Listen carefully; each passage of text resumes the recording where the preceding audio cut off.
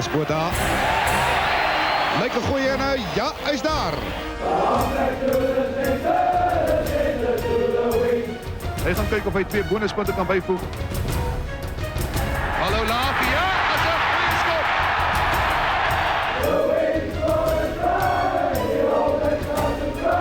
I'm allowed to say it, Cowboys don't cry.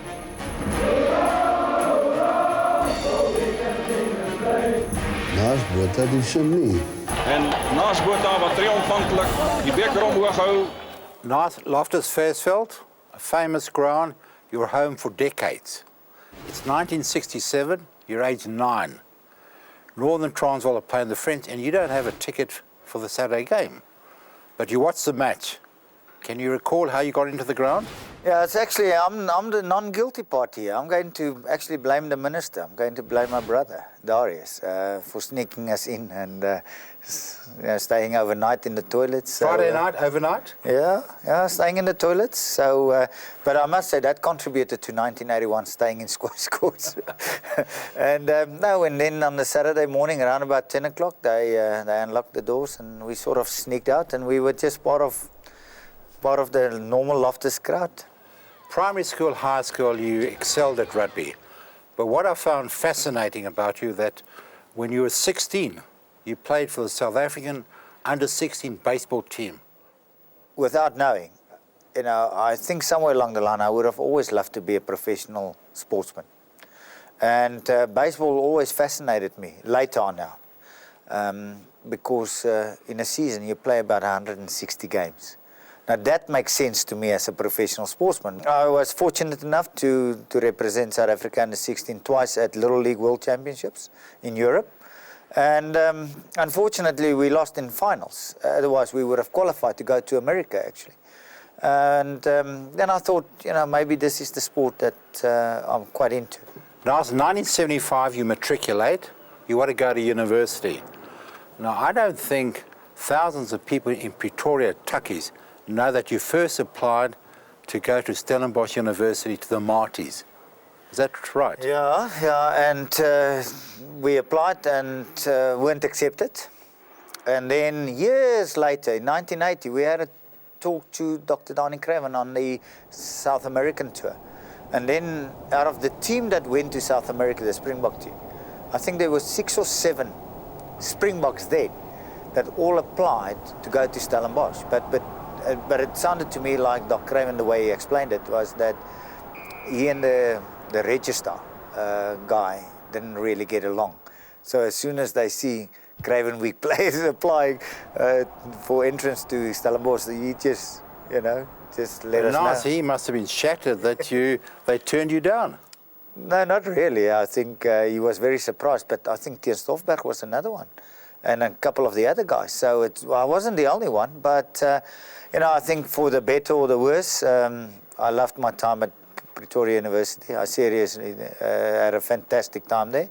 And then also being in Pretoria my whole life, looking back at it, I think it worked out for the better. Nice, it's 1977, you're 19, you're playing for the Tuckies under 20 team. You haven't played one senior club game. Boerman van Zyl, the coach, famous coach, Northern Transvaal senior team, he chooses you straight into the Northern Transvaal provincial team. Yeah, we played an under-20 game at Loftus and he actually walked into the change room, sat next to me and he said, listen, I'm going to pick you for the Northern Transvaal side. And, didn't really know a lot, actually what to say. And, I sort of just said, okay, no, it's fine. And I recall he actually then picked me for Northerns and played 2 games. We had 2 games in the first week, so that was quite nice. But a week later, I was still playing under 20s. But your second game was against Gerald Bosch at Ellis Park. Can you recall it? Yeah, we played Transvaal. They had a fantastic side. Kevin de Klerk played, Corey Papers played, Gerald played, Paul Byvel played. They all played.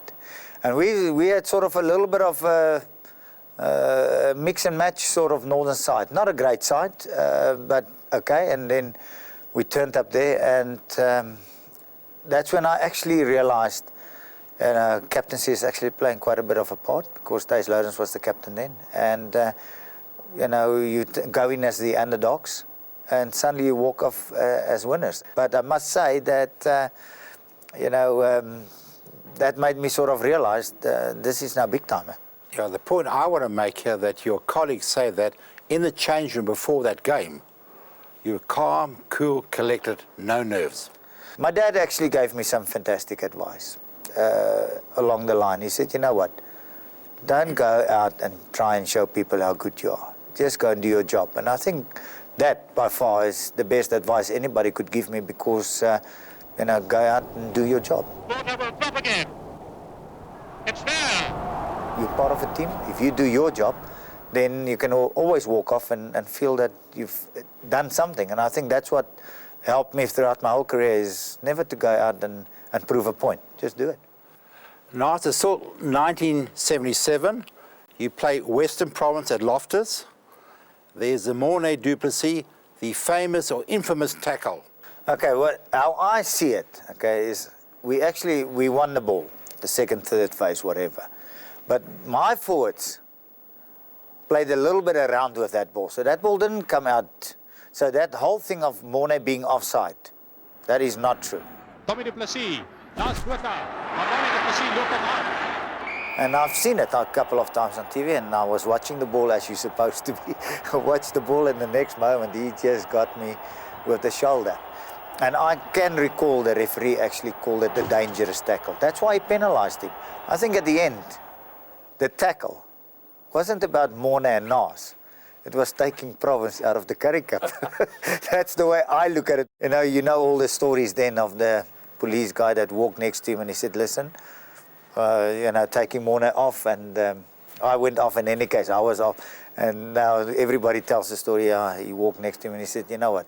Just be glad I'm in a uniform. Otherwise, I would have smacked you, but now I've got to protect you. Naas, the fellow Springboks that I spoke to about you, they said to me, you never once dropped the ball. But they're wrong. No, they're wrong. Yeah, no. I did once. And who told me that? Rob Lowe. Yeah, but he would love to say that. But he wouldn't tell you he was offside. Would he tell you that? No, he never told me that. Yeah, I thought so, yeah. He told me he was the proverbial sledger. He sledged you more than anybody else. And he says, you had the ball went out to you. You might have been looking at him. No. He wishes.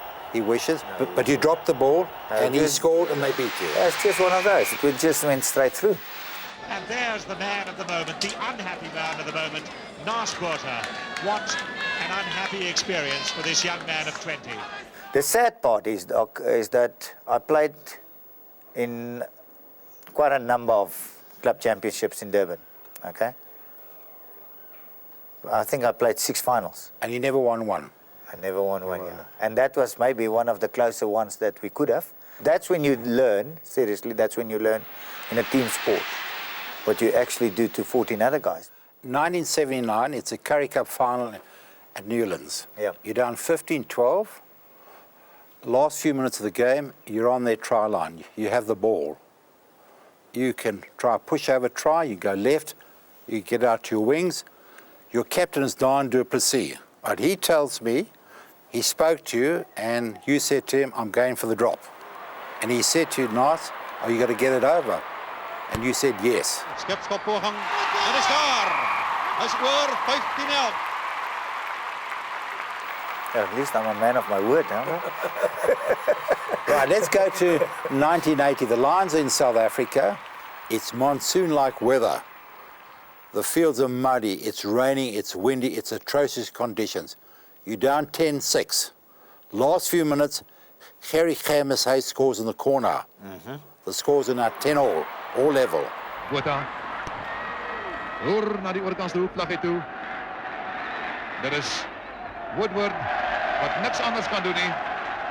Currie Cup is daar by hom. Hier is Suid-Afrika baie goed op die aanval en dan gaan 3 kom deur.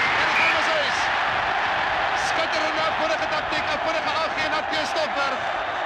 Terug na Currie Cup en vir die 3de maal in 3 toetse druk hy sy 3. You got a kick for goal from the corner. Mornay du Plessis tells me that notwithstanding how good players are today, He says not one of today's current players could have kicked that heavy ball, because those were leather balls, from the corner over to win the game 12-10 for South Africa. Yeah, and I still regard that as one of the better kicks. Hy gaan kyk of hy 2 bonuspunte kan byvoeg. Hallo laag, ja, as 'n goeie skop. And I don't want to go on about it, but that's the way I looked at it. That was my job to do it. 1981, you go to New Zealand, a tour that divides New Zealand. Yeah. Firstly, tell me about your game against Waikato. They were like the Currie Cup champions. Correct. I think it was the second game of the tour before the first test match. The game was never completed. Describe to me what happened Yeah, there. the game actually never started. And the sad part, and the way I see it today, is that, families got stuck into each other. The one would love to see the box there. Rugby. This is rugby. Rugby as it should be. We're not out here for screams. We're out here to watch rugby. The other one said, no, we shouldn't be there. And that was, for me, the sad part. But I always thought that the ultimate tour would be New Zealand. There's the wrath of the real rugby enthusiasts being vented on the demonstrators, and this could be very unpleasant, but the police are in now to apprehend the vigilantes who probably didn't come intending to play that role, but they are certainly punching and thumping what is left of the demonstration party on the field.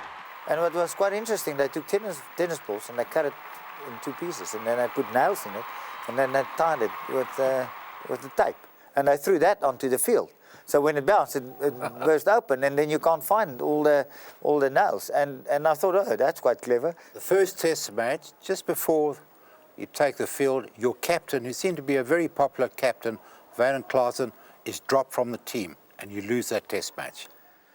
I think the management made a big mistake by not playing Wynand. I still believe that sort of cost us the first test and maybe the series, because that one was so close and we didn't play well at all.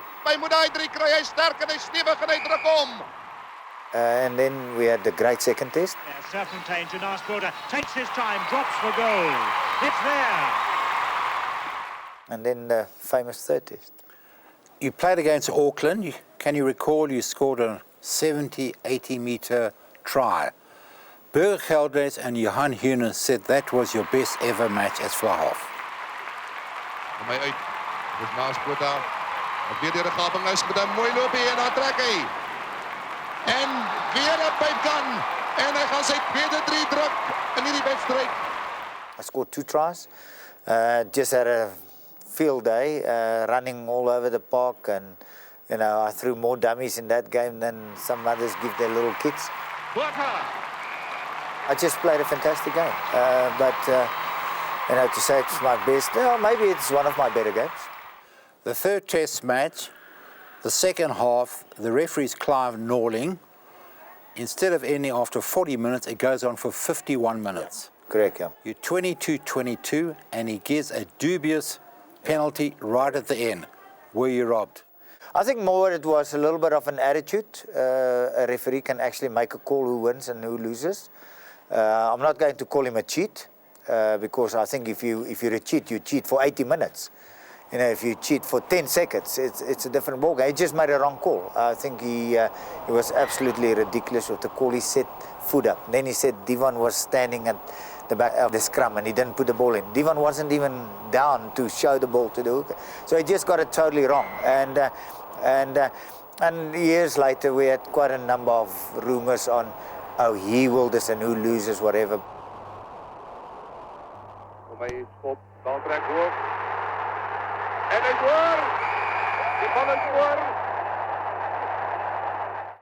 At the end of the tour, do you remember a rugby writer, Terry McLean? Yeah. He described that in 1971, when the Lions beat New Zealand in New Zealand, the famous player there was Barry John Vlahoff. Yeah. He gave you an accolade. He said, in fact, you had a bigger impact on that series than Barry John had in 1971. No, I didn't know that one. Naas Botha. As moet die skyn. Van 'n nekop afgeloop. Naas Botha het goed gedruk die bal self in die hande kry. Weer 'n man afstand dan gee hy moet gaan hy sy 3 kan val. Ja, kom! Verskoon die goal. Maar Suid-Afrika loop met daardie 3 voor met geen enkel puntjie. All I know is I was nominated then as one of the 5 rugby players for New Zealand for that year. I think that's the only thing I can recall apart from the bad penalty. Naas, it's 1983, you're 25, you stun the world of rugby. You decide to go play gridiron professional rugby in the United States for the Dallas Cowboys. Okay, firstly, in 81, on our way to New Zealand, because we weren't allowed going via Australia, so we had to go via America and Hawaii. Not that we didn't mind about that trip in any case, but we played some games, and a guy actually approached me, a South African. He was a chiropractor, and he approached me and he said, "Would you like to be a kicker in American football?" And at that stage, I didn't really know much about American football. Okay, and then in '83, I got to a point that I was more late tackle than anything else. I got a little bit the punching bag. And then I got that tackled in '82 by Jannie Els in the Eastern Transvaal, Northern Transvaal game, out of the Currie Cup in '82, and then played in '83, and then I thought, end of '82, let me go and experience a little bit American football. So I phoned the guy. I said, "Listen, I'm coming." Okay, so I buy a ticket, and there I go. Went to Dallas, and I was staying in a little hotel.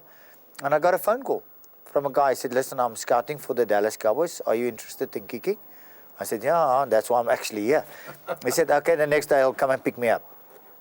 And it was raining, Doc. You can't believe how it was raining. And the stadium in Dallas then had an open roof, okay? And I always said because it was God's team, so you can watch his team playing it, okay? Because Dallas was then the team in America. And I just kicked absolutely brilliantly.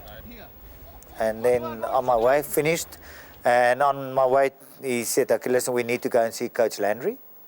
And on the way there, he said, "Do you have cowboy boots?" Then I said, "No, I don't." And then arrived there, and they offered me a contract. Okay, now I'm trying to phone. ET is trying to phone home now, okay?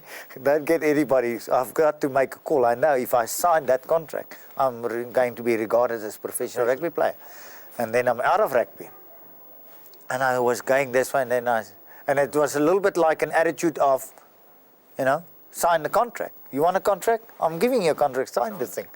Okay, and then at the end I signed the contract. So I'm on my way to LA. What happened is the previous night, now I didn't sleep because I got this whole thing of kicking for the Cowboys, and so I didn't sleep. I just worked on my style through the mirror, okay, in front of the mirror, okay. And then I flew out to Las Vegas.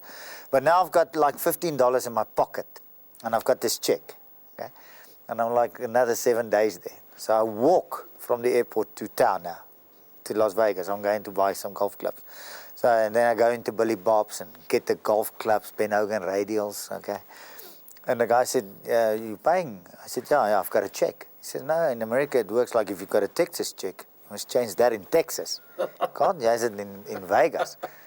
And now I've got $15, and now I'm in big trouble. Okay. And he said, "What check is it?" I said, "No, it's a Dallas Cowboys check." He said, "What?" He says, "Yeah, show me." So they changed the check for me, got my golf clubs. Then I went to see Liberace that night. Can you believe that? Liberace of all people. So I entertained myself and then got back home. Now it's very quiet, okay? Not telling anybody anything about this contract. And then I think it was like a week later, 5 o'clock in the morning, Gerrit Erasmus from Pretoria News phone. He said, "Listen, we've got the story." Then I realized this is big trouble now. The guy that I worked with, he said to me, "Take off today. This is chaos. Now, take it off." So I went to movies. So I'm sitting in the movie, and there's the manager of the movie. I was walking in with the Transvaal and the newspaper. "You're expelled out of rugby for life." So without even knowing, in 2-3 hours, I was just expelled out of life, for life, out of rugby. That was the end of it. And then I had to then I made a call, okay, I'm going. Of course, I've got the contract. And then I wanted to train on rugby fields. They won't allow you. Mike van Vieren from Northern phones. "No, you're not allowed to. You're not allowed to." Now, that's the union you served for how long? And then I realized, this is what life's all about. This is what sport's all about. When somebody needs you, they'll love you. But when they don't need you, They don't really care. So at the end, the dean of the teachers' college said, listen, you can practice on my fields. So I did. And then I got reinstated. And I played a game here on a Wednesday night against Western Transvaal. Scored 34 points in that game. And then I got called in the next day. They said, are you going to accept the contract? I said, yeah, I'm going to America. Expelled me again. So I was out again. And then I went to America. And I went to training camp at 1,000 Oaks in California.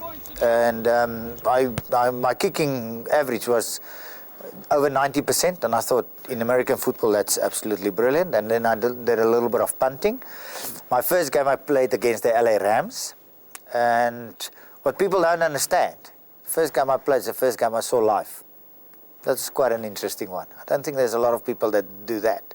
You know, the first game. Imagine your first game that you played for the Springboks. Cricket. Yeah. It's also the first game you see live. It's actually quite interesting, isn't it? And I played them. I played 4 pre-season games. And then I was always going to be second string to Raphael Septien. Always. Because he was then by far he was a legend. He was a legend, especially in Dallas, but also in America. And I was always, and then I stayed in Dallas, and then I got a call from the USFL team, San Antonio Gunslingers. I must go and kick, and I kicked very well that day. And instead of taking the contract, but see, you've got nobody that assists you, so you make up your own mind as you go on. So instead of taking the contract because I can build something, build a little bit of a CV because I had nothing. I just went to the training camp and then got cut because of, they can only have 49 players. And then I stayed and then for the San Antonio Gunslingers. And then I thought, no, maybe hanging around in Dallas might help. And then I started playing rugby for Dallas Harlequins. We won the national championship, first time and only time. So we won their sort of Currie Cup, 1984. And then I went up to New England Patriots. In Boston. In Boston. Wessel Oosthuizen, the photographer, he actually came to visit and pictures and all this and all that. And I also kicked very well there. And then I got that famous phone call.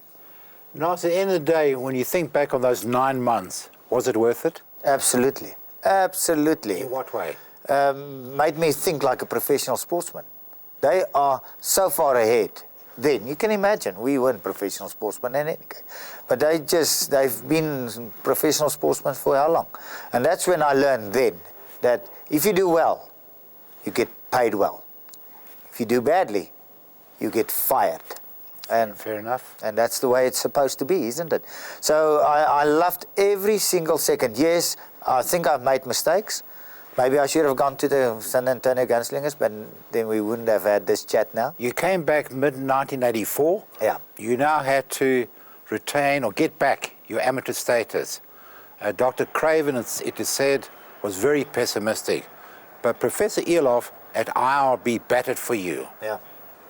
I can only go on hearsay because that's what they told me. De Naas is ten volle in ere herstel. En ek moet sê, ek dink van die mense wat vir hom gestem het, uiteindelik het dit toe baie maklik gegaan. Het miskien al later spyt gekry, want Naas het ons gehelp om van hulle weer op te dons op hulle eie velde en hier in Suid-Afrika. We played golf on the day that somebody phoned the club and the manager came onto the golf course and he came to call me and he said, Mac van Vieren wants to speak to you. So I thought, okay, I've waited how long? Because I was told not to practice on rugby field, so they can wait a little bit. So I finished my round first. And then I found, and then I said, no, you got reinstated. I think you used the argument that the only money you received was for expensive. Precisely. No direct payment, and you were reinstated. No, but that's true in any case. It's 1985, it's the Lion Cup semi-final in Cape Town. You win 12-3, but the conditions are appalling. It's wet, it's wintry. It's Cape Town winter at its very worst. Don du Plessis says you beat Western Province on your own. He hit it well. It's going to go through the post, I think. Yes, all the way. The conditions were so bad and you performed so beautifully that Kit Christie said he had never seen you play better. And your performance that day is described as one of the finest wet weather displays in history. Can you recall that match? Yeah, I do, yeah. It was I think the conditions were a little bit worse than you're actually trying to tell us how bad it was. But we just got into, it's just one of those games that the more I tried it, the more it worked. You know, and everybody around me struggled in the wet, and the more they struggled, the better I played. Back to Naas Botha. Naas Botha under pressure, and his kick hasn't found touch. See how it holds up in the slippery conditions. Carlos kicks it directly out on the full. I was playing fullback. I was just all over the park because then it was just like soccer in the air, and it suited me. And Hendrik Creer, my cousin, actually scored. Hij wil met hem hardlopen en die jakkels draaien. Hij is een beetje te lang en hij is onderscherpt door Creer. En hier komen 3 onder die palen. The most important thing, I think, in a game like that is you don't want to get even very close to your own half. So I just made sure that whatever we do, we just do it outside our own half. And it is, I still think, personally myself, it's one of my better games. 1986, the Cavaliers, the New Zealand All Blacks team, come to South Africa. They arrive in South Africa. The tour is not authorised by the New Zealand Rugby Board. Our national board are not aware of this tour. It's organised by Ellis Park Stadium. The secrecy. 31 players signed up and it never got out until almost they arrived in this country. What was the reaction of the Springbok rugby players about these possible thoughts that they had been paid and not the Springbok rugby players? Did they get paid? Yes. How much? I've got no idea, but I know they got a lot more than we did because I think, and I might be wrong, but I think we got for the 4 international 4,700 rand. I think the Boks really contributed in making that a fantastic month tour. And Naas Botha with it, and he's going to score. Naas is going to score. A lovely piece of work by the fly half. The Cavaliers, for sure, they came to beat us, so they contributed. That they got paid, nothing wrong with that. That we should have got paid better, definitely. Before the first test match, Northern Transvaal played the Cavaliers. It was an ill-tempered match. Yeah. Burger Gelnace is involved in an altercation with Andy Dalton, and he's not allowed to play in all 4 test matches, and there's no disciplinary hearing. Yes, they did make a call. I still believe it was the wrong call. Doesn't matter. Burger deserved to play in those 4 internationals. Yes, it was a punch-up. He did steal Andy Dalton, but he was definitely punched. So, you know, it's a little bit of a reaction. I know you're not allowed to retaliate. Broke his jaw. Unfortunately for Andy Dalton, because he was then the captain and a fantastic person. They went home. Meads was dropped as a selector, and the 31 players only had to miss 2 test matches. Yeah, but you know why? Because they lost both to France. And then they realized, oh, these are our better players, so we have to reinstate them. But to compliment the South Africans then, that participate in all the provincial games against them and the 4 internationals, I still believe that tour contributed and making New Zealand a better team, winning the World Cup a year later. At the end of the 86 season, it's Currie Cup, but you come 3rd. You're on the finals, and I'm told that there's a culture amongst the Springboks. You never criticise another Springbok in the media. Louis Moorman, a great lock forward, came out publicly to criticise your captaincy. Maybe it was some guys believed that they should have been the captain, not me. I think Beerman van Zyl actually got them all off guard in 1980 by appointing me as captain. And then, of course, I went to America. You know, and you don't go away, don't show loyalty, and then come back and take over again. It's funny in the way they were looking for excuses, not making me captain of the Springbok side. And I've accepted it. You know, I said to myself, you just play to get in the side. And if you get in the side, that's my main goal. And if I do become the Springbok captain, that's a bonus. 1987, it's May. You play in a Currie Cup match against Transvaal at Ellis Park. Now, you've never lost to them, only once you've drawn. They beat you. Jannie Breert is now playing for them. They cock a hoop, they're going to win the Currie Cup. Correct. You come out with a very famous saying, you don't win the Currie Cup in May. It's now September. You go back there for the final. I still contribute that to the Tuesday before the final. On this field, I arrived here at Tuesdays. I normally kick by myself. I arrived here at Loftus about 10 to 5 and one thunderstorm. And I was sitting in the car down here and I thought, maybe it's time to go home. And I thought, but you know, I'm actually here now. So I got out of the car. Why? Still today, I still contribute that now to that. And I had the one ball. So now I was kicking on this field and it's raining. So I kicked it into the stand, now I must go and fetch it. So I kept myself busy here for about an hour and a half. Wednesday, Thursday, Friday, Saturday morning weather like this. Around about 10 o'clock it just closed up, yeah. And I still believe, till today, if I left that Tuesday, that result would have slightly be different. We were the better team, but funny enough, we were trading on the scoreboard. He will score, Hippers Rodemeyer. Out to Carlo du Plessis, now he's got Finis to beat. Naas Botha covering as well. And Carlo du Plessis getting great guns for it. And he's cut, oh, he slipped. Carlo du Plessis slipped, and he didn't quite dot it down, and the Transvaal has got it.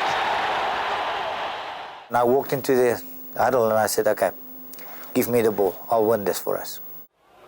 Oomlik nie so baie Renius Williamson wat kry Naas Botha. Hy kom daai skepskap poging. Hierdie keer is hy daar. And at the end it worked out, but till today I still regarded that as the best team effort because Adrie Gelnys, Pieter Nel, Johan Heenes, Gerbrand Grobbe, Hendrik, all played such a brilliant second half that it was actually unbelievable to think how well we played in the second half. Lamprecht doing good work, and Willie Smith slipping. Out it goes to Naas, and he's looking for a drop goal, but he's slipping and sliding all over the place. And a penalty given to Northern Transvaal in an absolute gift position. So here is an opportunity for Naas Botha to level the scores. Naas has kicked 2 drops and 2 penalties. Is it 3 penalties? Yes, it is. The scores are level. But Naas, what you haven't told me that you got 4 drop kicks over. 2 with your left foot and 2 with your right foot. Out to Naas Botha, left-footed drop goal attempt, and it's there. 3 points to Naas Botha, 3 points to Northern Transvaal. Yeah, but that's why I say, you know, games like that sometimes tend to go your way, and in conditions like that, it was, yes, we could have run it, but at the end it worked out that, you know, it came down to 4 penalties and 4 drops. Here's Naas, that's good refereeing again, if it goes over, and it's over! 21 points to 18, and Naas Botha's 4th drop goal. He knows these 3 points will be the final nail in Transvaal's coffin. And he hit it beautifully, right through the post. And that's why I talk about the team. The team, that day the team actually showed class.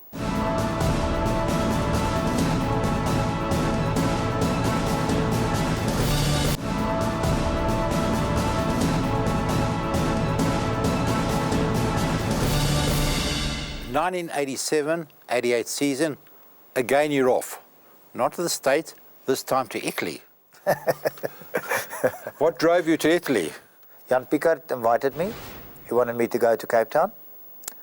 And that was in '85. And then I spoke to Dr. Late, also about moving maybe to Transvaal. And then I think somewhere along the line, it somewhere played a part in my life that I was feeling a little bit more, you know what, if I leave now, I'd rather leave the country as to leave my province. And I got a nice deal. Neely Smith actually invited me to go and play a friendly in Italy. And I played a lucky game. I just played a nice game. And walk off the field that night, they called me and they said, you want a contract? And you signed? Signed again. And you won the club championship that year? The first time in 10 years that we won the championship, yeah. 1988, you back. Yeah. For the first and only time in your career, you dropped from the Northern Transvaal senior provincial team. Yeah. You play in the B team. Some people thought you'd give it a miss. And you reinstated not only in the team, but as captain. Now, Naas, they couldn't have dropped you purely for rugby reasons. They must have been looking for you. Maybe you've got a point that we're missing somewhere here, okay, is that you mentioned it. People thought I might give it a miss. And I think a lot of people felt that if they do that, I might actually say, you know what, I'm just leaving. Leaving, yeah. And I turned up here on that Monday night, I can recall. And for the B team? Yeah, and I had a fantastic training. I actually had a lacquer training, and then on the Saturday, I must say, the first 10-15 minutes, I didn't play well. And then I settled. And then I actually played a nice sort of last 60 minutes. And then, yes, a week later, played Northerns again and captains. And as captain. Yeah, so. He's looking for second phase again. But it's going to be Free State to get it, I think. Yeah. Oh, and there they're climbing into it. That's real rough stuff. Rousseau and Andre Kluter. This is disgraceful stuff. The referee trying to stop it, but completely unnecessary. And it looks as though it is Naas Botha getting a bit of assistance from the official Northern Transvaal doctor. Here it is again. Let's see if we can see how this starts. Yeah, there it starts. And these teams were level pegging at 6 points each, so there has got to be a winner today. Well, hopefully we're going to get on with the game. And it's going to be Naas Botha with the penalty. Naas Botha with a kick about 11 metres inside the Free State half of the field. And he's hit it well. A good kick by Naas Botha. It's the end of the 1988 season. The Currie Cup final against Western Province. You win the match, Western Province lose. Michael du Plessis, playing against you, said this after that game. I tell the younger players they only have a few years to make their name. I tell them they should be like Naas. No late nights, no drinking, train hard, practice their skills. It has been Naas's dedication which has set him so far ahead of the rest of us. He plays like a professional, while the rest of us are still messing around like amateurs. It's quite a compliment coming from Michael, because he was definitely one of the better boxers that I played with. But Doc, I think I want to take you back to America. I think that's where all that actually came from. It's the attitude. The game is still the same. It's about what you make about the game and how you make your own decisions. And yes, I'm glad that somebody had acknowledged somewhere along the line that, even we played in an amateur era, we actually acted a little bit more like professionals. It's the 1991 Currie Cup final against Transvaal. You get the ball, you kick it ahead, their fullback runs forward to catch it, it drops in front of him, it jumps over his head. En dan verloor hy dit in Oosthuis en kry dit onder beheer, en hier kom 'n drie by die tuiste van die Currie Beker van 1991. Wo alle twyfel kan plaas. At the end of that match, everybody says you were lucky. You tell Don du Plessis, no ways, I worked that one out the way it happened. That's why a rugby ball is a rugby ball. If it bounces once, it's not your ball anymore. So when the fullback let it bounce, it's not his ball anymore. And yes, we spoke about that, and Dion and myself joked about it. But the feeling was, if it's actually short of him and he misses it, then we can actually get away with it, and we did. And that's where, get back to what Gary Player said, the more you practice, the luckier you get. It's 1992, we're back in international rugby.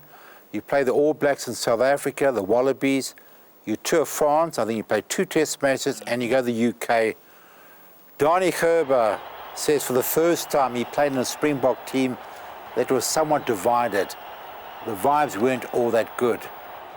Was there an anti-Naas Botha feeling? If there was, no problem. I gather every guy's got his own opinion about things. I think a number of players felt that there should have been maybe other players. There were quite a number of Northern Transvaal players selected in that tour. Maybe the other provinces felt that it should have been slightly different.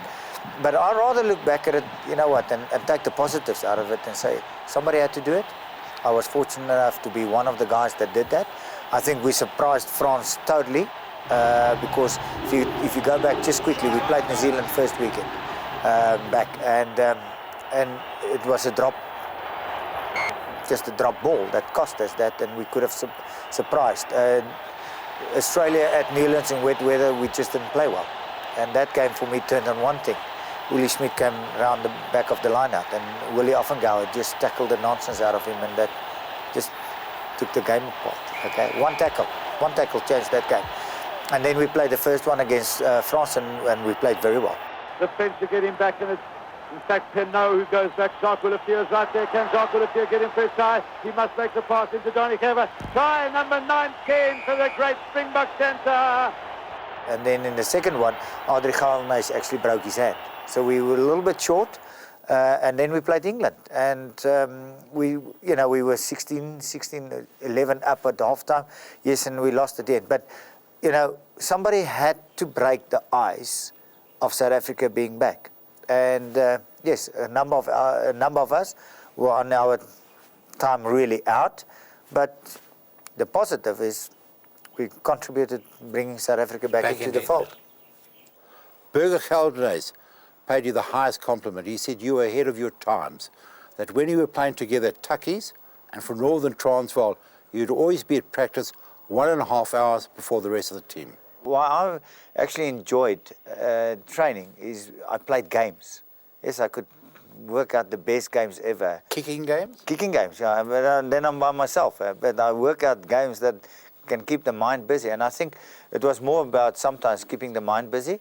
And the other thing that was quite nice is with the kicking, 90% I had the one ball, as I explained earlier. And that sort of assisted me with my fitness the whole time because I had to go and fetch that. So there weren't any ball boys for you? No, but I didn't want them because they don't kick where I was standing. Right. Then I must go and fetch the ball the whole time. So it was better to kick, go and fetch the ball. And that was the sprinting that I did to assist my fitness. But also it helps a little bit with the concentration. Because you don't want to kick it wild, because you must go and fetch it all over. Now it's the influence of Boeman van Zyl. At 19, he plucked you out, put you into the senior Northern Transvaal team. At 22, you were the youngest member of his side. He made you captain. He had a huge influence on your thinking, on your life. He referred to you as his general, and he said he didn't want his general on the ground. Tell me about that famous coach. Why do you want to coach guys? It's manage the guys because they've been selected because they're actually better than the rest. Otherwise, somebody else would have been there. And the most important thing then is I think he worked out the team we're playing against. That's your fitness level. So he always made sure we're just fitter.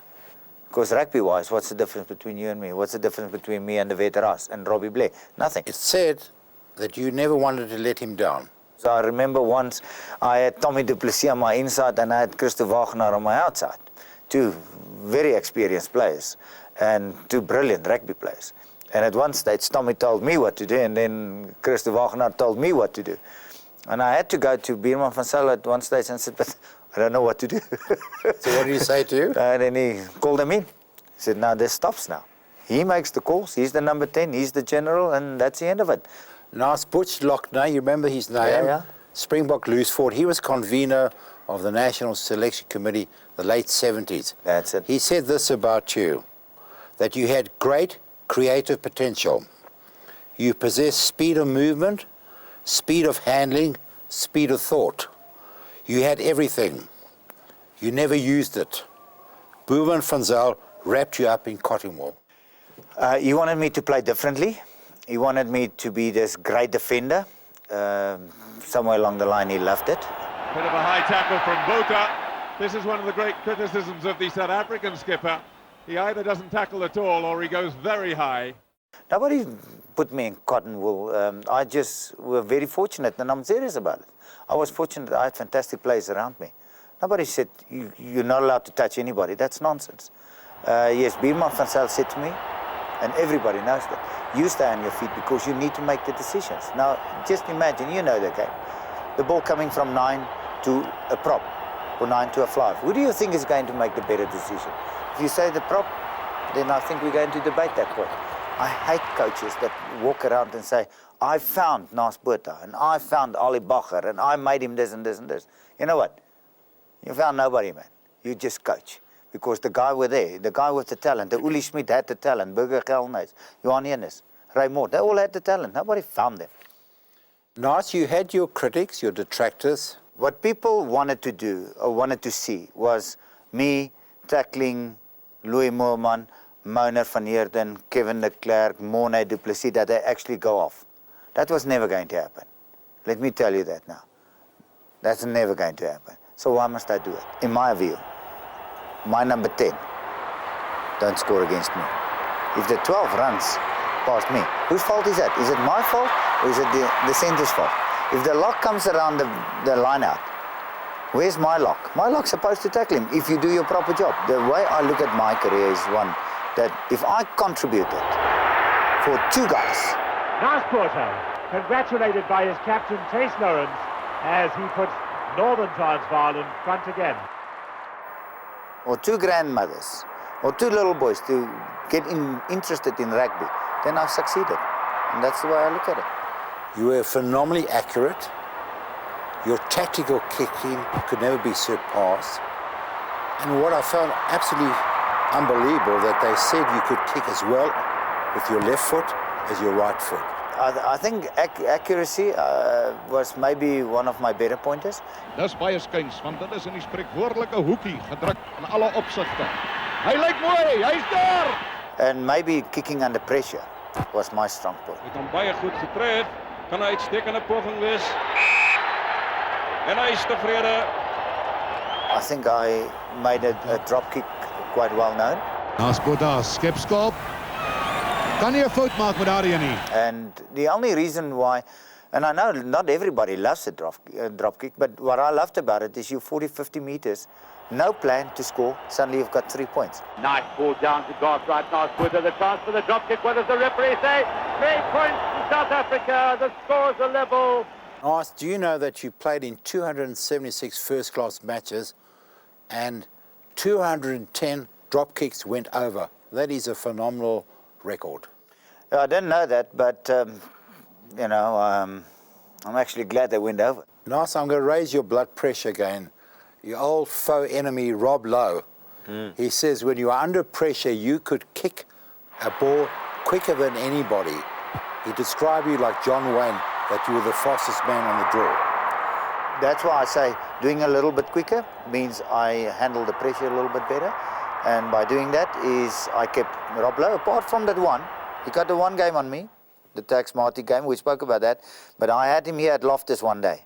I promise you it was a joke. Because I'll go and I'll dummy the kick and Rob will dive and you just see dust. And then I'll go left and you'll see dust. And at one stage I said to him, Rob, realize for once in your life, you're too slow. And since then we're actually very big mates. But you told me that. No, we had good fun. Rob and myself had good fun because he was one of the better loose forwards I played against. But seriously, Burger kept him intact, that's for sure. Absolutely. Some people say it was almost like you were the referee. You had a magnet with the whistle, and the ball always seemed to come towards you. Everybody said you were the ultimate dominant player. I was trying to force you to do what I actually wanted to do next. Weer hy hoorskop, Bruce hy. Ek het gehoor, na die eerste toets was daardie skoppe van Naas Botha na die kant en toe doelbewus nie uitgeskop nie. And that's why I think I forced certain situations in a field because I knew if you react like that, then we can do something else with it. And that's the way I played. Naas, during your active rugby days, it's been said that you were a loner, maybe antisocial. People couldn't get close to you. You kept your distance. Maybe there was mistrust. Maybe some people let you down. Could there be a semblance of truth in this? Definitely. I'm still like that. And it's just who I am. I don't trust too many people. And why I'm saying that is just what I've experienced. Being in rugby, being expelled out of rugby, being put back into rugby, being expelled again, and then the guys that selected me 4 days later ignored me like they don't know who I was. I check you out first before I trust you, that's for sure. Naas, was there a lot of jealousy on and off the field? I mean, you were the dominant player. The media only wanted Naas Botha. Was there jealousy? The best example I can give you is in '87. A guy phoned me on the Monday, Don Smith, and he said, listen, for every point you score, I'll give you $1,000. Now, who's going to take that serious, you know? And luckily, the weather worked out that I did score the 24 points. And I did get, on the Sunday morning, I did get the 24,000 rand. And I did share it with everyone, even the doctor and the coach. Well done. So I think, if it was all for myself, I would have, kept it to myself. And see, it's difficult. And that's why I'm not too emotional about things. I think that's maybe another problem that, I just go through very positive. But, if you phone me now and say, Naas, here's a car, what do you want me to do now? I must say no because to satisfy 14 other guys. Now, if you're arrogant, you'll say, stuff everybody. I just keep playing like this. I don't care about anybody else and this and that and whatever. And I always make the joke when people say, yeah, but you never passed the ball. I said, oh, is that so? Yeah, you never passed the ball. I said, okay, that's fine. I said, do you know who's Donnie Gerber? Donnie Gerber. Donnie Gerber is going to cut inside. Yes, he has. I said, yeah, I know. And then they try and impress. And I say, and Karel? Yeah. Michael Du Plessis en Karel Du Plessis. En Jan Jennis? Ja. En Raymond? Ja. Burman afstand dan weer Raymond. Van 1-2-3 komt wel. Ja, kom! I said, how's it possible? You just told me that I was such an awful player. I never even bothered who's outside me, but you know all the guys that played alongside me. So how's it possible? So, and then I think we settled the argument a little. Naas, today you're a very credible rugby commentator, comments man, opinion man. I think people listen to your opinions more than anybody. In hindsight, if you were back in the 80s, would you have handled the media differently? Totally. No, totally. They can make or break. And I think that's why the desire to win was more than normal, because I knew by winning, you stay off my back. That's simple. You could only get to me when I'm losing. Naas Botha wat reg maak en sy skop word afgestorm. Hier kan 'n 3 kom. Ja, hy het hom. But I would have been totally different. I would have been a lot more friendlier, and I would have actually, be on a much better level with him. But I didn't know better.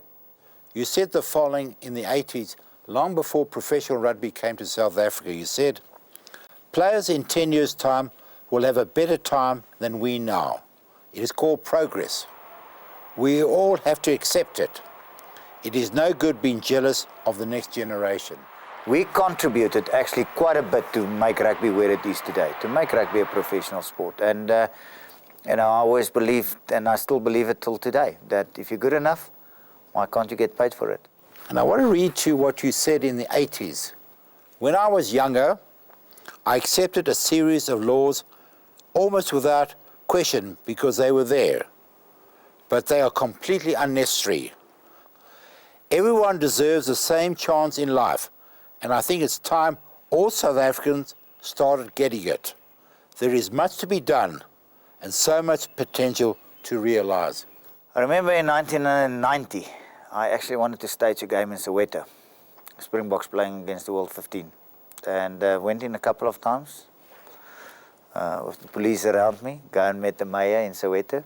And some of my friends were very annoyed that I was even considering doing something like that. But I think that's speaking for itself. Naas, you played 276 first-class games. Per match, you scored on an average 13.6 points. In all those 276 matches, your percentage wins was 80%. You captained those teams in 157 matches. Your percentage wins was again 80%. You played for South Africa in 28 test matches. You scored 50% of those points. Naas, for those reasons, and having spoken to so many fellow Springboks and talking to rugby scribes, there can be no question that you have been and are the greatest fly half this country's ever produced. And I can give you the finest accolade from the late Donnie Craven, who was a legend in rugby. He said, Naas, you one of the 5 finest rugby players he had ever seen. Naas, it's been an absolute privilege for me to have interviewed you and a great honor. Thank you very much. Thanks, Doctor.